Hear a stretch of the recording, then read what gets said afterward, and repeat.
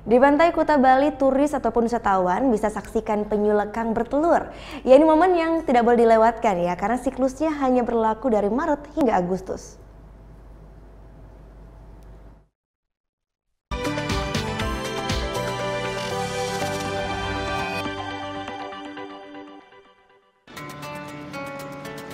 Didampingi Bali Sea Turtle Society atau BSTS, inilah lokasi penyu lekang bertelur di pantai Kuta Bali. Satwa langka ini biasanya beraktivitas di malam hari.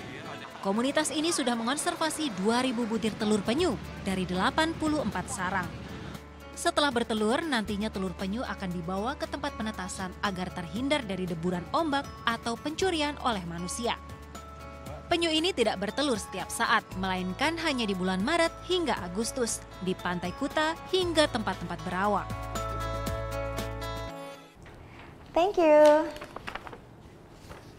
Udah selesai nonton beritanya? Jangan pergi dulu dong. Subscribe dulu dan nonton tayangan lainnya di sini. Subscribe, nonton lagi. Subscribe, nonton lagi. Kak.